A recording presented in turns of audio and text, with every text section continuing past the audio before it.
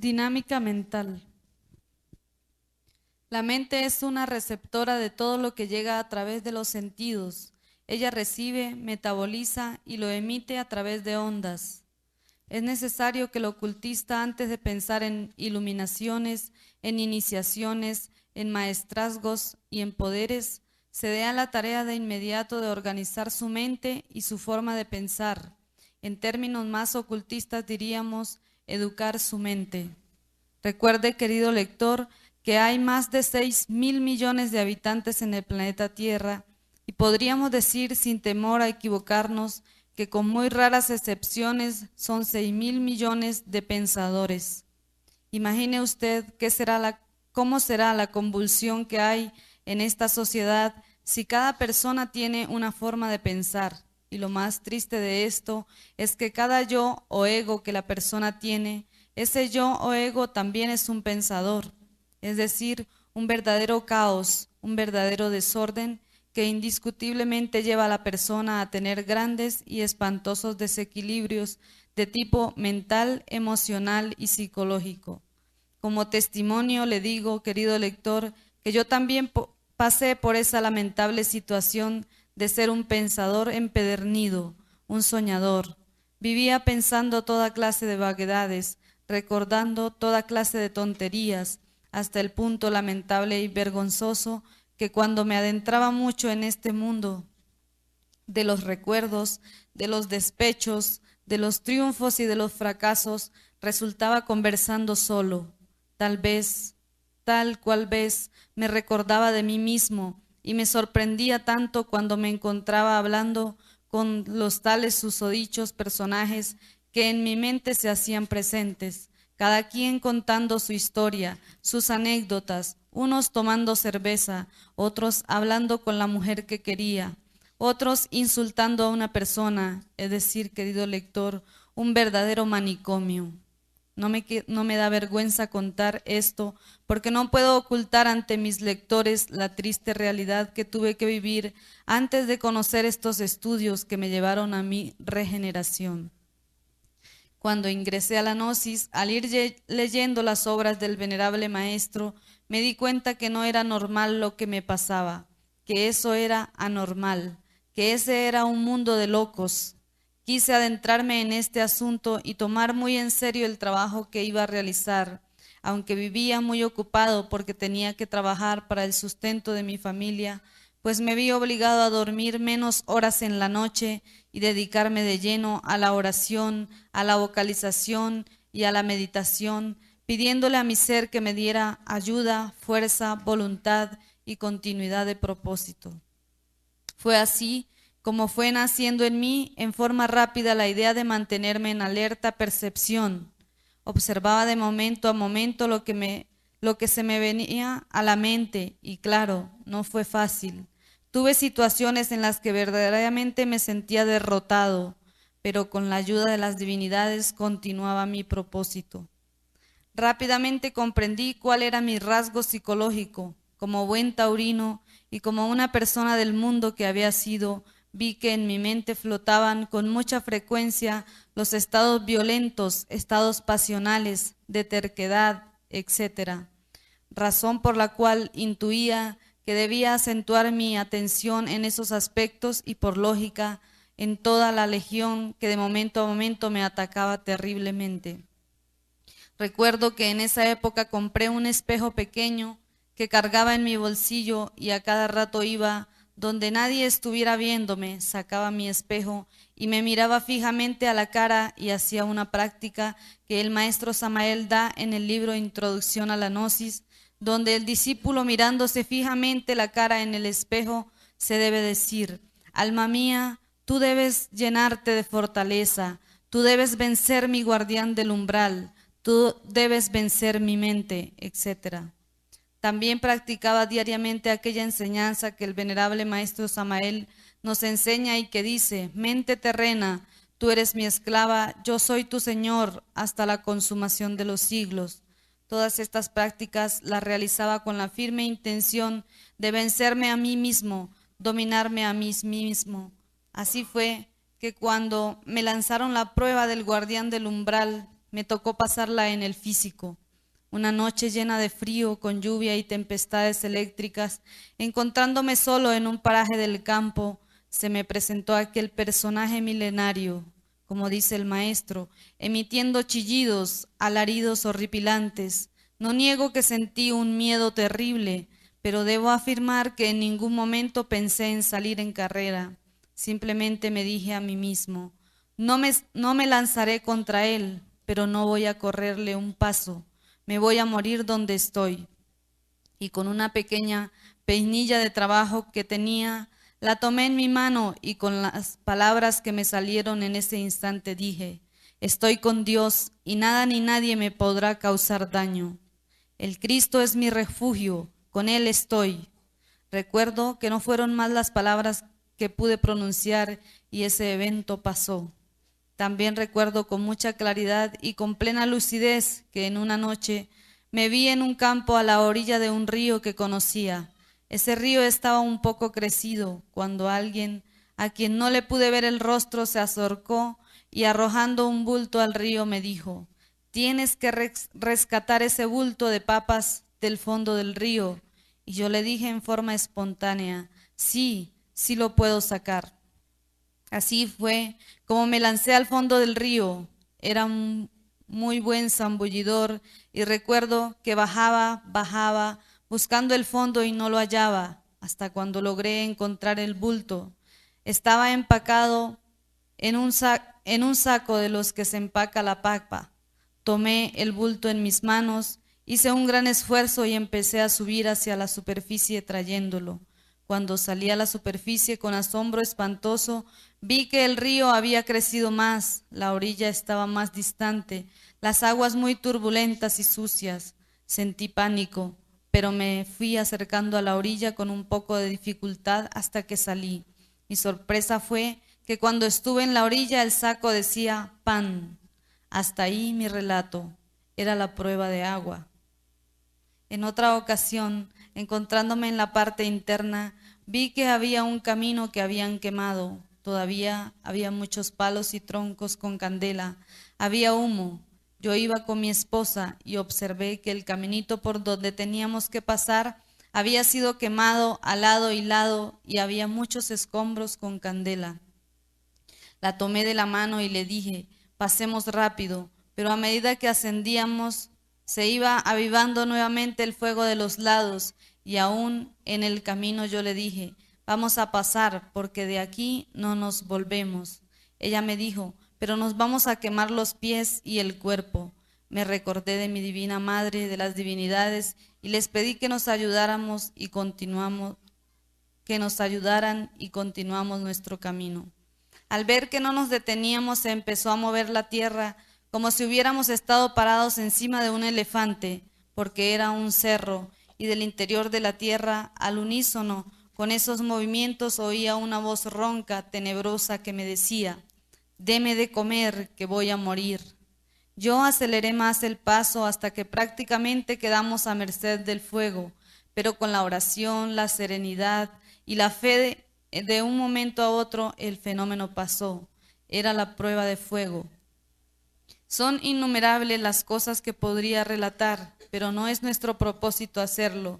Estos detalles los estamos hablando como testimonio que cuando uno tiene una superdisciplina en su mente y en sus emociones, tiene una ubicación alrededor de su corazón, alrededor de su ser, ninguna prueba o evento de la vida lo encontraría fuera de base.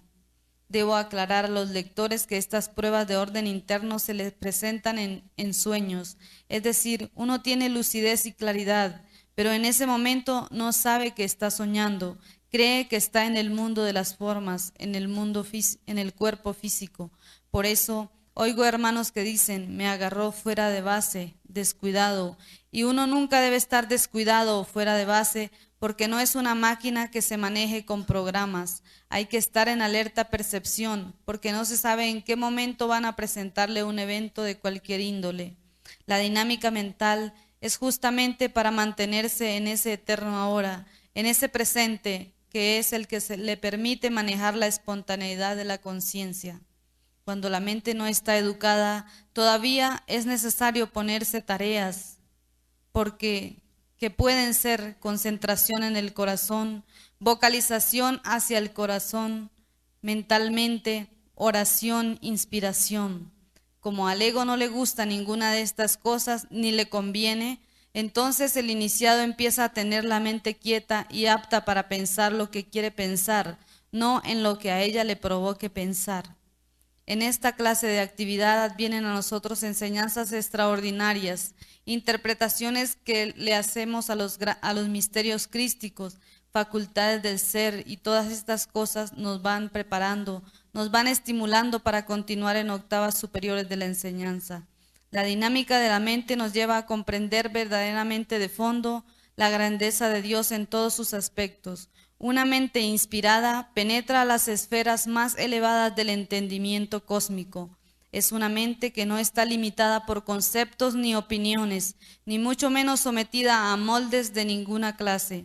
En una mente inspirada solo existe la belleza, la ternura, es decir, la grandeza de Dios. Es una mente cósmica.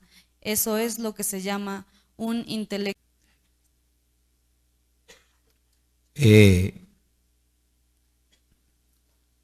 ¿Cuánto nos gustaría a nosotros dialogar cosas trascendentales de la enseñanza, del conocimiento, con las personas que se interesen verdaderamente en un adelanto espiritual? Y como les digo, para eso no es necesario que una persona tenga que hablar por ejemplo, conmigo, ponerse a contarme un sueño. A mí no me interesan esas cosas. Me interesa lo que ustedes capturen de la doctrina, de la enseñanza. Por eso uno trata a ilustrar algunas cosas por ahí someramente, para que la persona entendido en la materia, y digo en la materia pues de lo que son los estudios del ocultismo, pues se nutra de allí y vaya pudiendo extractar en realidad el sumum de lo que se quiere decir. Solo para uno es real, es valedero lo que va comprobando. Mientras uno va comprobando, pues tiene que cimentarse en lo que el maestro dice. Yo, por ejemplo, desde que entré a la enseñanza, todo lo que el maestro Samael nos dice, para mí ha sido una gran verdad, porque creo en el maestro, creo en la enseñanza, creo en la doctrina. No me atrevería en ningún momento, y Dios me ampare, me libre de esas cosas, ir a poner en entredicho cualquier enseñanza del maestro Samael. Eso sería absurdo. Yo respeto la enseñanza, la doctrina y por ende al maestro en su enseñanza. Entonces, cuando uno tiene esa convicción de lo que el maestro nos dice es la realidad, pues uno lo afirma como para enseñar y para uno tener esa lucidez y esa convicción hasta cuando va comprobando. Ya cuando va comprobando, pues ya va teniendo uno una luz propia y no por eso va a hacer un lado la enseñanza del maestro, sino que ya pues tiene su lucecita que lo acompañará hasta más allá de la muerte. Por eso yo cuento algunos pequeños detalles, como la prueba del guardián del umbral, como la prueba de agua. Yo la cuento en la forma más sencilla que he podido, como fue ese hecho. Porque cuántos hermanos estarán pasando todo aquello, pero se ponen a ponerle o a quitarle es decir, o se le ponen florecitas creyendo que ya, es un súper trascendido, o le pone duda, ¿será? ¿No será? Se lo cuenta al uno, se lo cuenta al otro a él. ¿Quién le dice si eso es cierto? ¿Y qué va a saber el otro de lo que le está pasando al otro en su parte interna? Eso solo lo sabe el Padre, la Divina Madre y su Santo Gurú, que son los que están procesando en la parte interna uno otras cosas. Yo hasta ahora me ocurre contar eso, así, pero ¿para qué cuenta uno eso? y miles de cosas que a uno le suceden o le han sucedido en su proceso iniciático, que no hay que estárselo contando a nadie, simplemente se estasea uno en eso que le está pasando y lo exterioriza a través de una alegría y un dinamismo en su trabajo, no corriendo a contarle a nadie, porque a nadie le interesa eso y sí, si se pone a contarlo, entonces dejan de darle, porque el gnóstico que cuenta sus experiencias internas está violando un secreto de la orden y entonces no le siguen dando más. ¿O acaso en la consagración no dice, jura y promete por el honor y por la vida guardar bajo el secreto más absoluto las revelaciones que reciba como secreto de la orden? Y uno dice que sí y lo jura. Entonces fíjense ustedes, hermanos, que no queremos, a mí personalmente les pido que no me cuenten sueñitos y cositas por ahí, porque yo quiero que esto se traduzca en hechos y no más. Si es que es alguna cosa que le ha de servir verdaderamente para el proceso iniciático de una persona, tengo mucho gusto de aclararle cualquier cosa. De lo contrario, no me interesa en absoluto, porque ya el maestro y los maestros lo estarán ayudando en la parte interna, que es lo que a la persona le conviene y le va a servir en su trabajo. Entonces, Judith está leyendo estos detallitos, porque, bueno, vamos a gastar un poquito de tiempo aquí mientras llegan las 12, ya que nos está esperando un sancocho buenísimo en la cocina y ya me está dando hambre de tanto repetir esto. Cancelando con obediencia, con disciplina y con dedicación. Es conveniente, querido lector, comprender que la palabra regeneración hay que verla en muchos aspectos de nuestra vida. Ordenar nuestro vocabulario es regenerar. Ordenar lo que pensamos es regenerar. Ordenar nuestros sentidos es regenerar. Aprender a respirar es regenerar. Aprender a convivir es regenerar. Ordenar lo que comemos es regenerar. Aprender a ser un buen ciudadano es regenerar. Tiene toda la razón el venerable maestro Samael Aun Weor al decir que esto es una escuela de regeneración. El que no cumple lo que dice es un degenerado. El que se roba las cosas es un degenerado. Quien no lucha por la castidad científica es un degenerado. Quien hace mal uso de su verbo es un degenerado. Quien no se preocupa por hacer higiene mental es un degenerado. Quien no se comporta dignamente en la convivencia es un degenerado. El padre de familia que no se preocupa por la educación física y espiritual de los hijos es un degenerado. Quien no se preocupa en vivir lo que enseña es un degenerado, etc. Todos estos puntos nos muestran a las claras la terrible necesidad que tenemos los estudiantes de la Gnosis de hacer un cambio radical en nuestras vidas como base de un trabajo serio que estamos emprendiendo y que nos ha de convertir en unos auténticos discípulos de la venerable Logia Blanca. Como usted entiende, querido lector, para hacer la iniciación tiene uno que dedicarse a hacer la voluntad del Padre en sus obras, pero si no ha cambiado esta vieja estructura psicológica y emocional que trae, estará sometido a la ley mecánica del destino, la cual le impediría abrirse paso en medio de tantas circunstancias de la vida y quedaría sometido a aquello que el común de la gente dice: yo quiero hacer mi obra, pero no puedo porque me lo impide la familia, el trabajo, la salud, los compromisos, la economía, etc.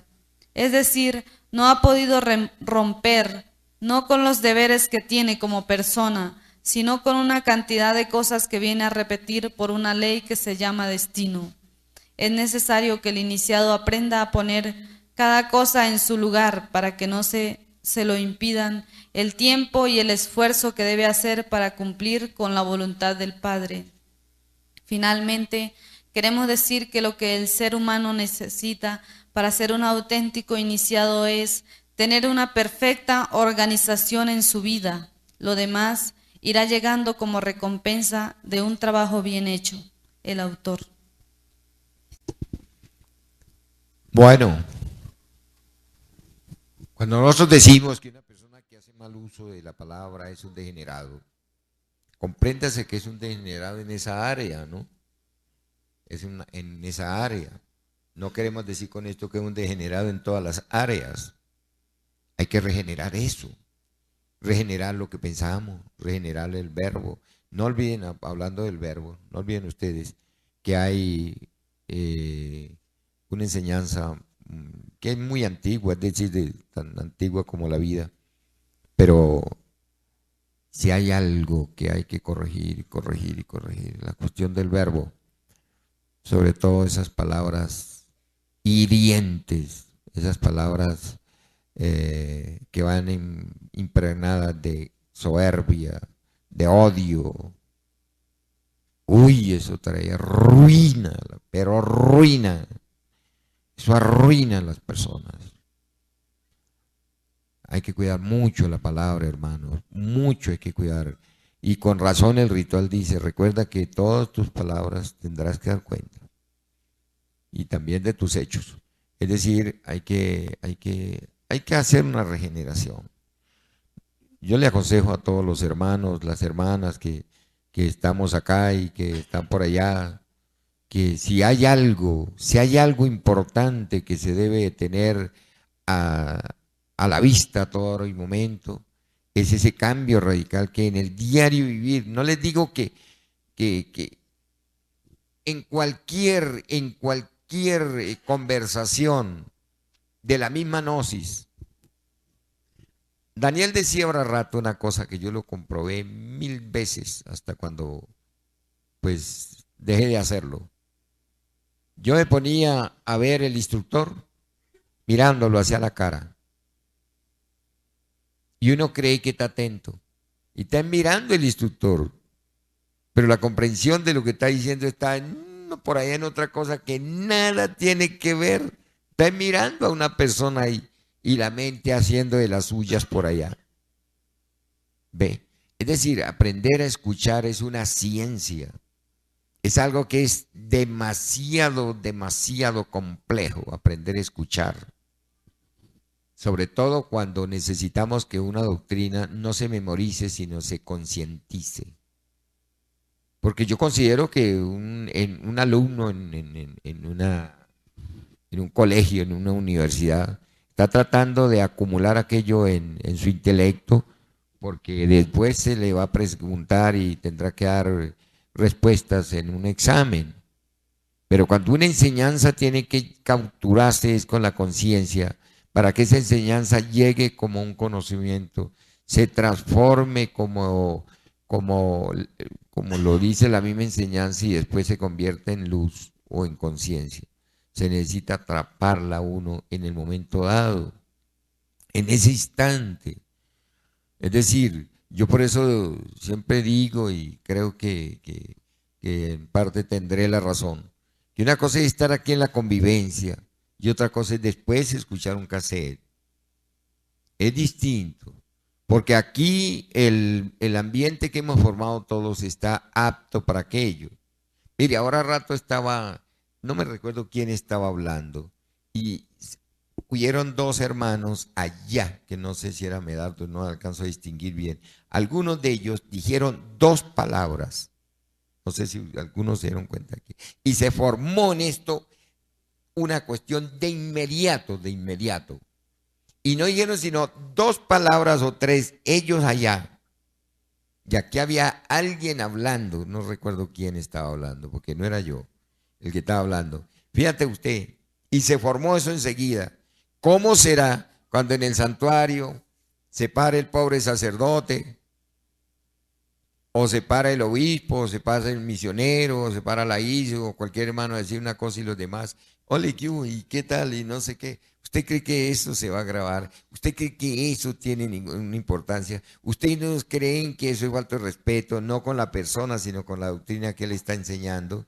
O algunos dirán, ¿quién va a la conferencia hoy? No, pues que la va a dar fulano.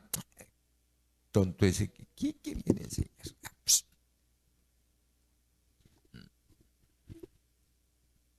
Mire, eso está pasando aquí en la comunidad del monasterio. ¿Ustedes creen que yo no sé? ¿Quién va a la conferencia del miércoles? Que la va a dar Uriel. Uriel, que la va a dar Javier. ¿Javier qué? Hay personas que así son. Que la va a dar Gamaliel. ¿Gamaliel? Voy a ir. Porque Gamaliel llega y habla del conocimiento. 6 meses, no, el conocimiento no, del concepto.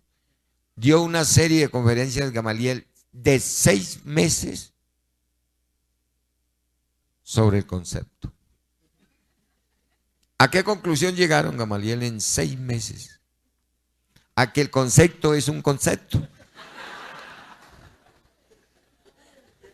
Conclusión de Gamaliel. Está como el cuento ese que es muy viejo y muy anticuado. La cucarachita, un tipo, todos lo saben, pero bueno, no importa.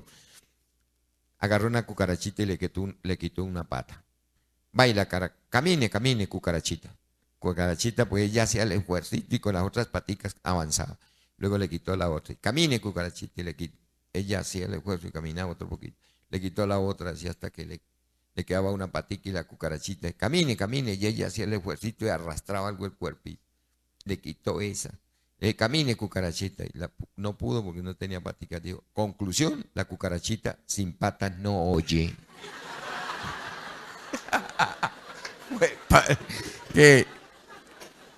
Conclusión. Conclusión de Gamaliel, que el concepto es un concepto. Qué barbaridad. Perdone, Gamaliel. No tanto Gamaliel, Marina, que está por ahí esa. Bueno. Qué bárbaro. ¿Quién tiene que decir algo por ahí?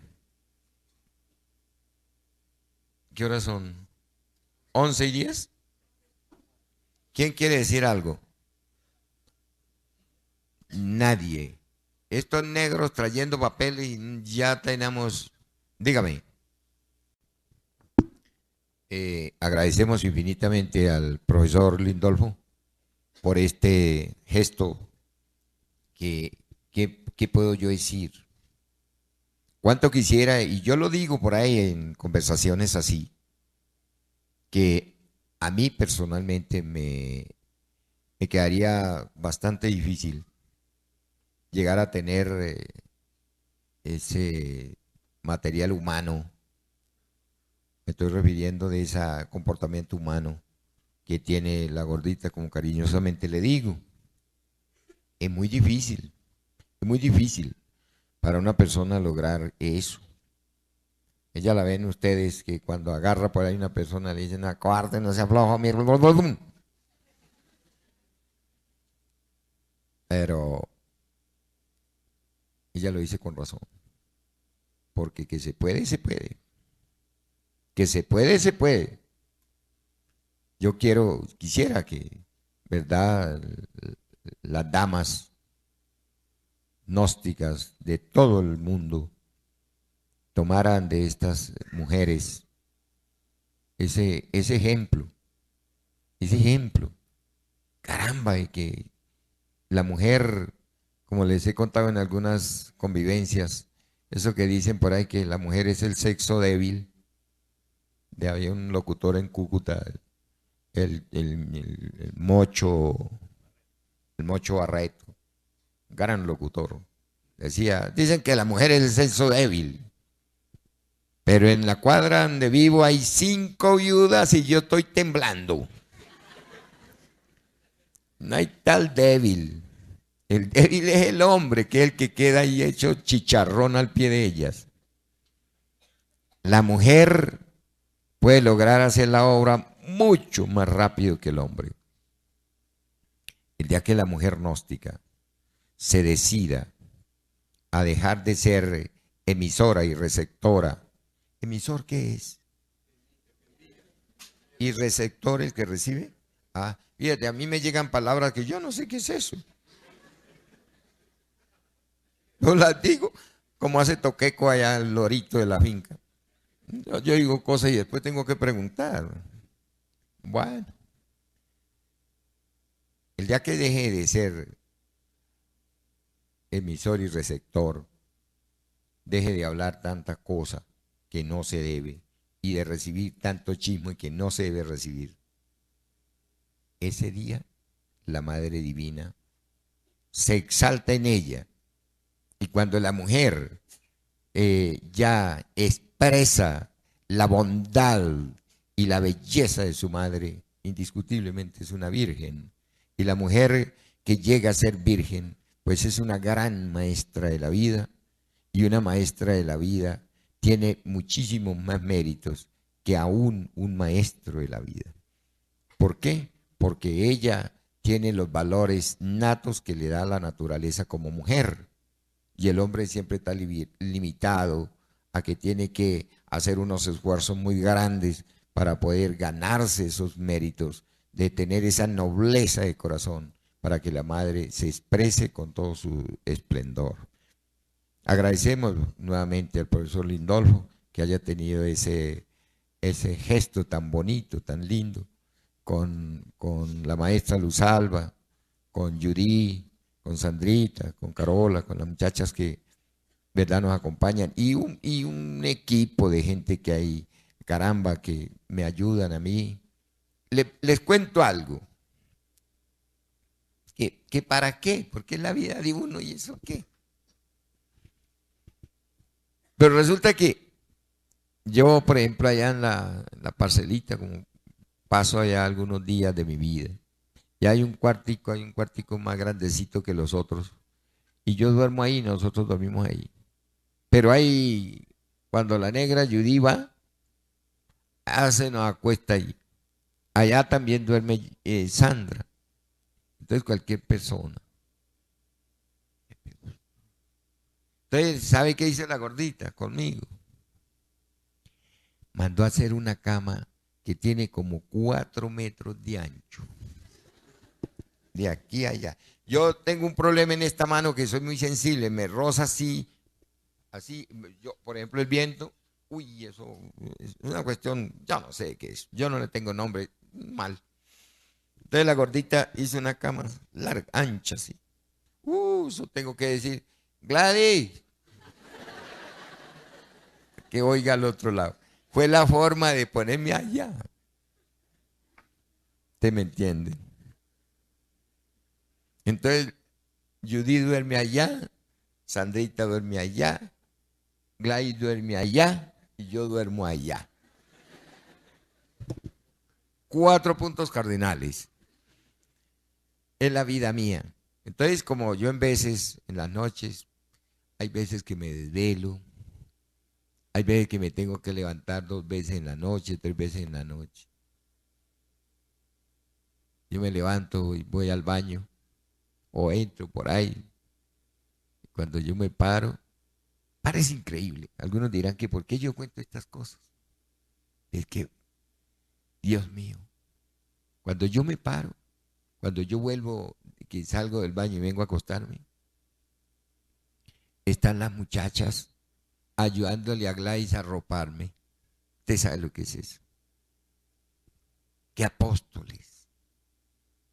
¡Qué apóstoles! Yo me acuesto y están ellas haciéndome unos masajes que al comienzo me hacían ver los diablos. Uy, pero yo... Y comienzan ellas, ya no me dicen, aquí le duelen. Como un poco cuerderío en los pies, que figúrese. No, tranquilo. Aquí le duele, figure, me levantan la pierna y me hacen así. Y con la circulación un poco más. ¡Uy! Le duele. Y Sandrita comienza como que es tocando piano. Y si a cada golpe de eso yo pegar un grito, mejor dicho, es ser una orquesta. Pero ayudándome. Eso es lo que mucha gente, ¿verdad?, no sabe, pero que lo saben. Fíjese que el viejo, él se da cuenta de todo eso. ¿Y cuántos de ustedes se dan cuenta de todo eso? Pero a mí me queda, es decir, yo no acostumbro así tanto pararme y todas las veces decirle, mire, que a Gladys Lo único que les pido al pueblo gnóstico, a mi Dios, es que el día que yo me muera, si es que le puedes llamar así a la muerte, el día que yo me retire, velen ustedes por estas criaturas que han dedicado su vida a servirme, a ayudarme. Detrás de eso hay otro poco. Hay un negro por ahí que le gusta andar en carro. ¡Uy!